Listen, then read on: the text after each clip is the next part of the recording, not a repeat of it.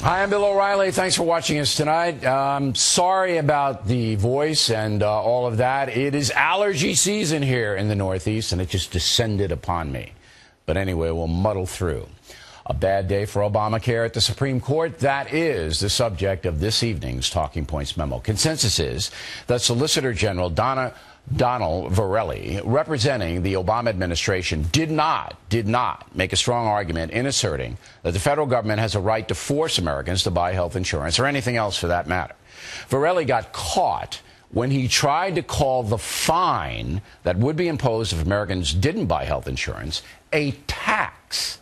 Liberal Justice Stephen Breyer wasn't buying it. If they've paid the tax, then they're in compliance with the law. Why do you keep saying tax? If they pay the tax penalty, they're in compliance with the law. Thank you, Justice Breyer. A penalty. That's right. All right, of course it's a penalty. This tax thing is completely bogus. It's a penalty. And that means the government is punishing us if we don't conform to the federal demand to purchase what they want us to purchase. That, ladies and gentlemen, is flat out unconstitutional. The feds cannot force us to buy anything. Nowhere in the Constitution is that power found. The other pro-Obamacare argument is equally weak. The so-called Commerce Clause, whereby the feds regulate interstate transactions, gives Congress the power to force us to buy things. I pointed that out last night.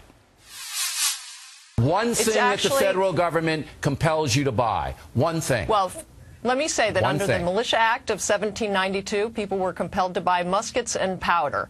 But this actually doesn't require the Militia Act.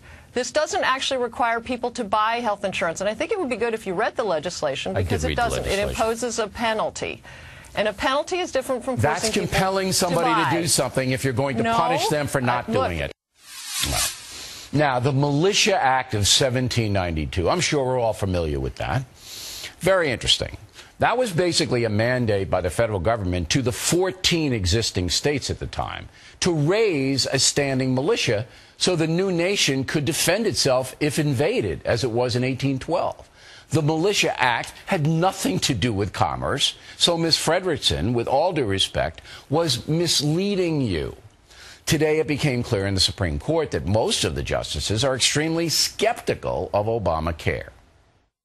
Here the government is saying that the federal government has a duty to tell the individual citizen that it must act, and that is different from what we have in previous cases. Well, that changes the relationship of the federal government to the individual in a very fundamental way. In other words, if Obamacare is allowed to stand, federal power would be increased to a point where Americans could be told exactly how to spend their money. Precedent will be established, but it won't be. The court is going to rule the health care mandate unconstitutional. It has to. The justices cannot allow a power grab like that. In the end, America must overhaul its health care system. We all know that. And it must use the free market to do it. Obamacare is a disaster, economically, socially, and politically. And that's the truth.